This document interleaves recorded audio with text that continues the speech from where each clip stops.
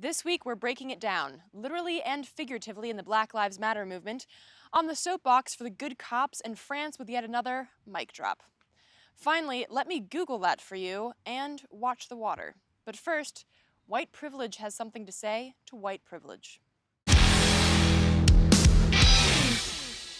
I know it's not your fault, and I don't think your guilt will fix the wilt of a mother's soul who buried a child too young to be cold. No, it's not your fault.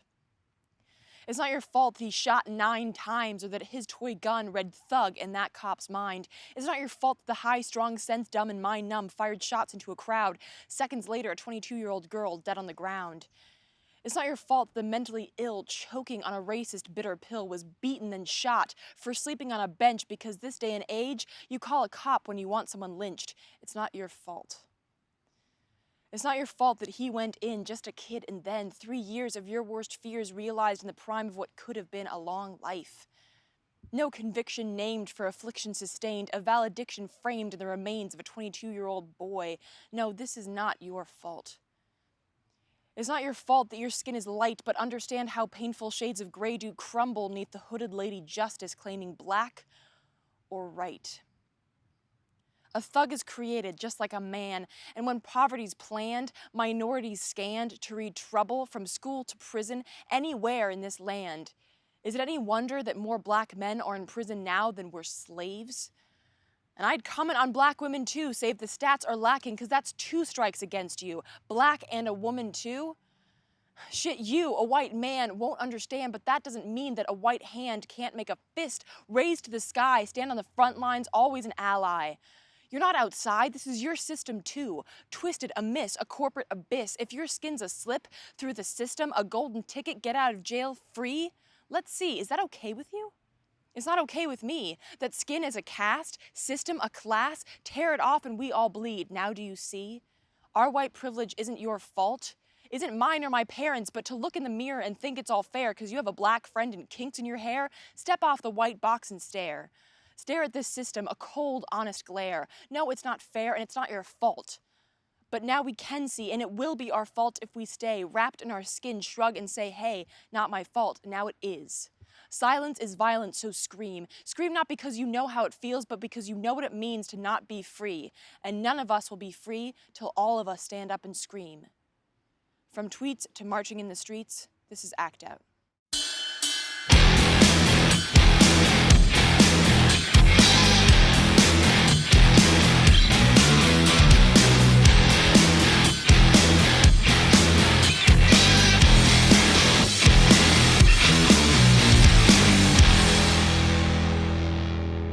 Welcome to Act Out.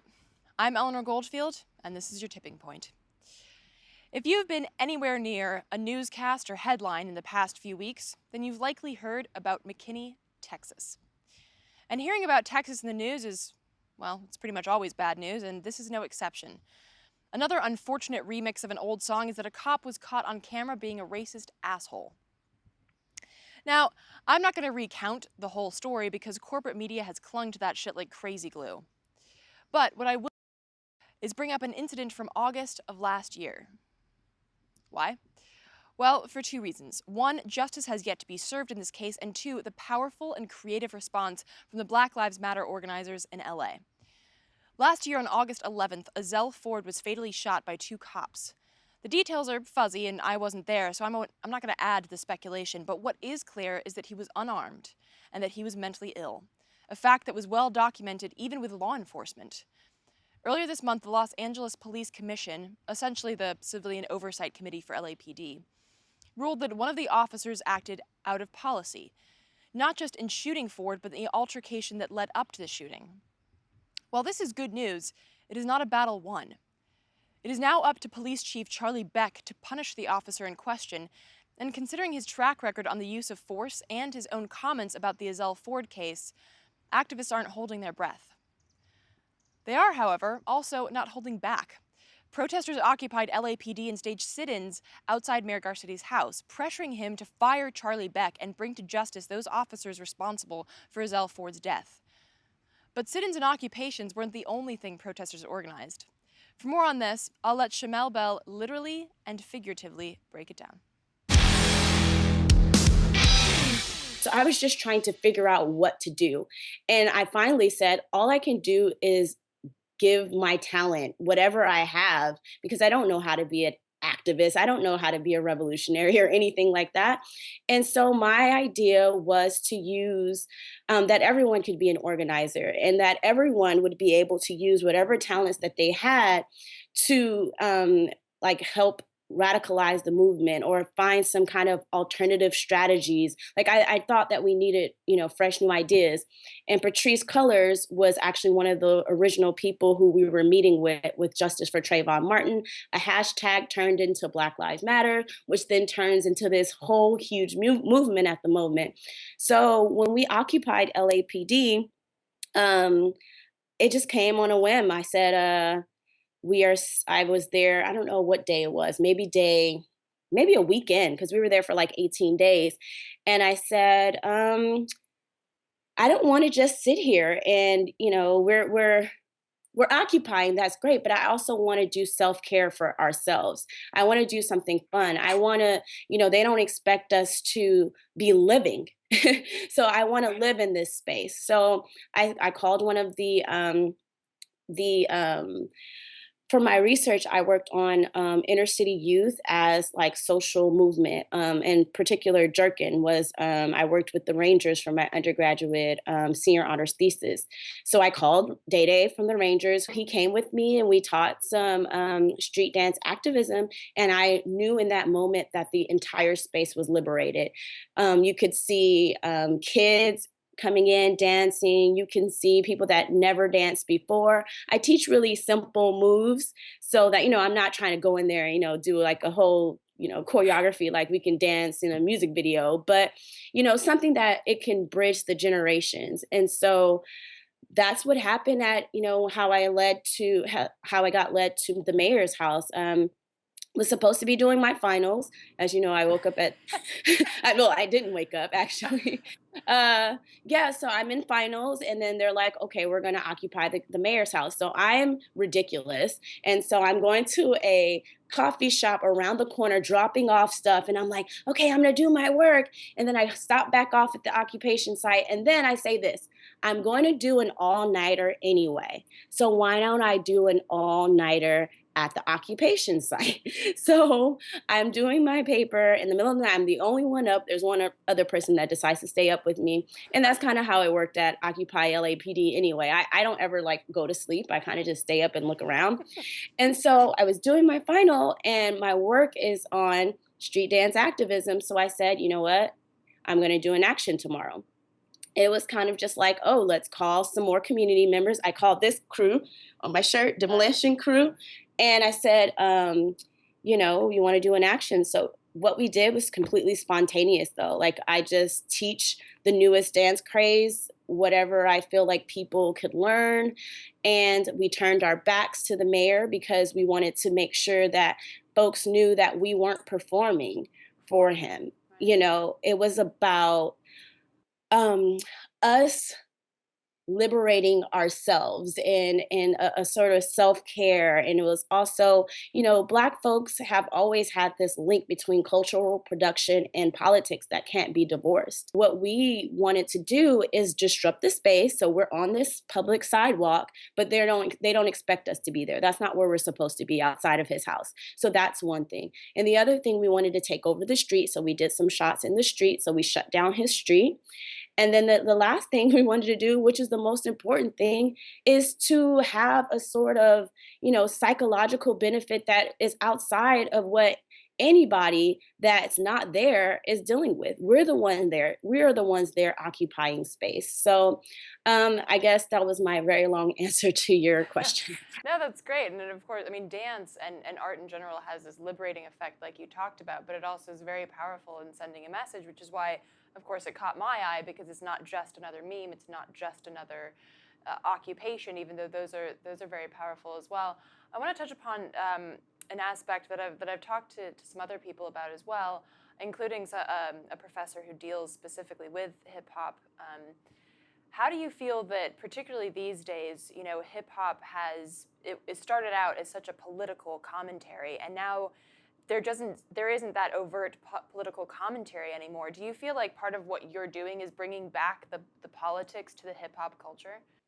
Absolutely. There's a book called Black Arts West by Daniel Widener, and he was a student with Robin D.G. Kelly, who is my mentor. And this book talks about the links of and the interrelatedness of having a social movement and a political movement. Like people always think that it's either one or the other, or one is on the back of the other, but they're always simultaneous movements that are like kind of parallel to each other in Black politics. It's always been that way. You have people such as like, artists such as Paul Robeson, who was a really big figure in Black arts, and activism.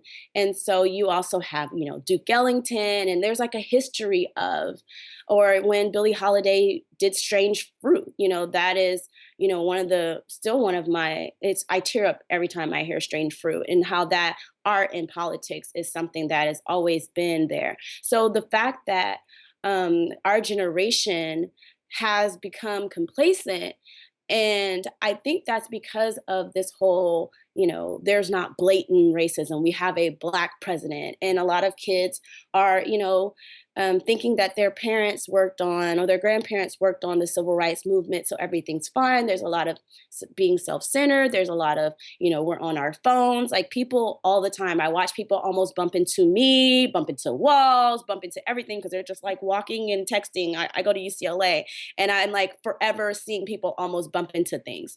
And so, I mean, you can't even walk. Like literally, you cannot walk. How are you going to liberate people? So I guess I am trying to put those links, even if they are not seen there. A Black body living is political at this current moment. So I would caution, folks to say, oh, they're rapping about, I actually don't know what they're rapping about these days. Oh, well, the whip and the nay nay, it's just a dance. Let me whip, let me nay nay, like, and it was just really interesting to me that the nene, you can put your hands up in the hands up thing. So that's why I chose, movements that looked, this is not a part of the whip or the nene, but I put the hand, the fist up so that I could trigger these like movements that people would see. And it's like, okay, so they think that I'm doing the nene, right? But it's really hands up that's going on. There's Black power that's in there. And then you're whipping, so those type of things, I guess I'm kind of trying to bridge that gap.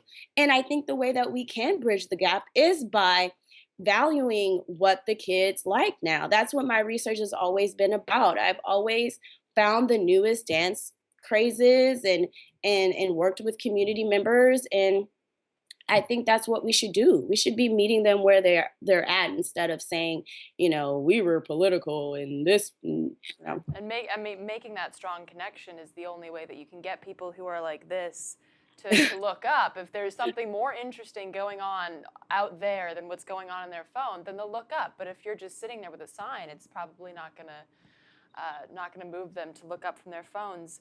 Um, so so because obviously I agree with you. Being a creative activist myself, I think that being like a song, a dance, a piece of art is incredibly political. It Yeah. can be incredibly political. So, with these dances, what are your goals? I mean, obviously, you caught my attention just from scrolling around Facebook. What are your goals outside of having these videos go viral? Well, my goal is to have more people involved in the movement. What I'm going to eventually start is a BLM dance team. And so that is just all ages, any type of dance, ability, non-dance ability, but just to have people, and this is more for us, in our self-care, but just so people can take classes, so that every time we have an action, what I would like is more people.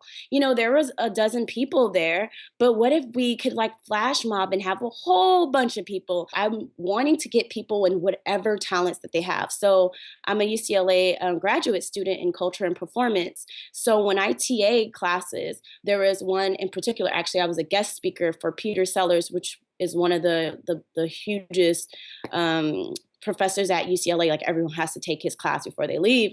And so I brought in Patrice colors, from Black Lives Matter. I brought in a Black Panther, an elder, Hank Jones from, Black Panthers and SNCC. I also brought in, because I'm dealing with a whole 400, it was 400 students. I'm a first year, by the way, in PhD. And so I taught 400 students. So I also brought in a crumper and Day Day, a jerk. And the reason why I did that is because I told them, like, wherever you are in your journey and whatever your talent is, I broke them into groups and we have these radical dialogues. And I asked them, the first thing I asked, like, what is your vision? Get their vision statement. It's my vision since, 2008 was to aggressively attack the detrimental policies that disadvantage the poor and people of color. I will never forget that. And so once I get people to know what they want as a vision, I ask, what talent can you use to help that, in any kind of way? And so I tell them my story. Who knew when I was dancing that I would be using dance as a form of activism? And so after that, I asked the students, like one girl said she can get 200,000 views in a week. That she just has a YouTube channel. And I said, well, that's your thing. You upload a video and then that's your talent. It doesn't have to be something that you think it's so great. And I think that's the ultimate goal. Like whatever it is that you're good at, to be a part of the movement, because I'm really, really frustrated with people sitting and hurting and just saying, oh, I'm not an activist, because it's really heavy work. Like, we have very physical responses to our people just being killed. And so a lot of us are walking around with like a post-traumatic stress, and a lot of us are having anxiety attacks and panic attacks. But after we dance, or do prayer, or those are a lot of things that happen. There's drumming circles, there's artwork always being done, there's chalking that's always being done, and so wherever we can liberate a space or, disrupt the space. And I think that wherever we can, we'll be doing that. For more on her work and the Black Lives Matter LA group, check out the link below. Also, tonight, if you're in LA, Michelle Martin will be hosting an event downtown, a block away from where I used to live, called Streets and Beats, discussing community and policing with the help of poets, musicians, activists, and law enforcement. And that last point brings me to the soapbox for a minute. We who condemn police brutality are not under the impression that all cops are bad, or that all cops are racist. We are under the impression that cops are trained to be violent, as a Think Progress investigative piece revealed in late 2013. Compound this training and policy with access to MRAPs and the kind of guns I've only ever seen in Alien vs. Predator movies, and is it any wonder that people are pissed off? Sprinkle that shit with racism and you've got yourself a Ferguson, a Baltimore, a New York, an LA, and anywhere USA. And sprinkle on that the fact that people can actually be too smart to become cops. Yeah. Like Robert Jordan, who scored a 33 on the Wonderlic personnel test, only to find out that the new London PD only interviews people who score between a 20 and 27. Interesting to note, the Wonderlic personnel test suggests that cops get a score of 21 or higher, while insurance salesmen should score 22 or higher. So that means the douche trying to sell you life insurance may be smarter than whoever tries to solve your murder. Now, these policies make for shitty cops, but again, that doesn't mean that every cop is a racist, trigger-happy dumb shit. Just like our atrocious education system doesn't mean that all US kids are Forrest Gumps. But the policies and training reinforce the racist, trigger-happy dumb shits, and the same justice system that throws a black man in jail for standing on the sidewalk is the same justice system that shrugs when a cop kills an unarmed kid. So for all the good cops out there, I know you exist. Stand up. This is the stand-up show. Just fucking come to the front lines with all those white privileged people like me and say no more. This isn't blue versus black. This is human rights versus a broken racist system. Good cops, I'm on your side and you're on mine. Stepping off the soapbox now, let's go to France. Now, a few weeks ago, I highlighted some badassery happening in France where officials declared that grocery stores could no longer waste food and new commercial buildings have to be built with solar panels and/or plants on the roof. Well, France has yet again done something that is both awesome and yet sadly just plain common sense. Sadly, because not only are we not doing this, we're doing the opposite. What is it? A French court has ruled that it is unconstitutional to cut off water to anybody if they can't afford to pay for it. because water is a human right, and maybe if we spent more time working for human rights as opposed to privatizing and selling them off to sociopathic corporations, we wouldn't have so many fucking people that can't afford water. It is absolutely insane that someone should be without water in the richest country in the world. What started in Detroit last year is happening again. In Detroit again, and elsewhere. Right now, thousands of people in Baltimore have had or will have their water shut off, and in many cases through no fault of their own. Meanwhile, businesses that owe literally millions in unpaid water bills could host their own damn slip-and-slide party because they won't be suffering through lack of water. For a more in-depth discussion on this, check out our piece on the Baltimore water shutoffs here. To wrap up this week, let's Google some shit. The water discussion is something that is and will be a focal point as we continue to face epic shortages due to drought and misuse. Fracking, cough, cough. But there's a lot more to the waterfront. Bad pun, sorry. There's a lot more to the water issue than shutoffs and climate change, and I'll get to that in a second. But first, Google this. Let me Google that for you. Click on the first link and then type in Food and Water Watch. Go to the link below and hit preview. Is that the most wonderful thing you've seen on the internet in a while? Next time someone asks you about, say, the TBP or Black Lives Matter or my show, send them a Let Me Google That For You link. Totally priceless. But I actually did want to also have you check out Food and Water Watch once you get to that page.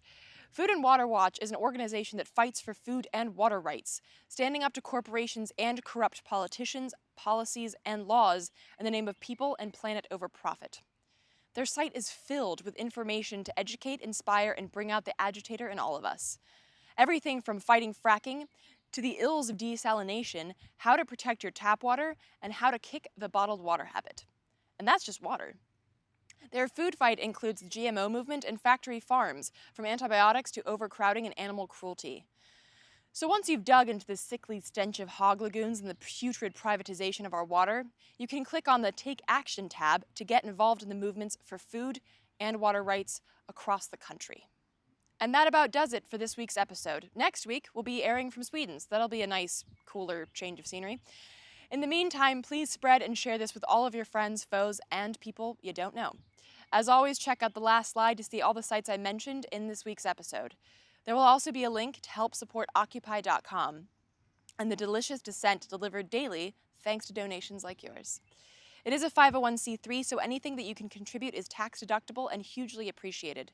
Be sure to follow us on Twitter, like us on Facebook, and subscribe on YouTube. From this hot, humid Devil's Den of DC, good night and act out.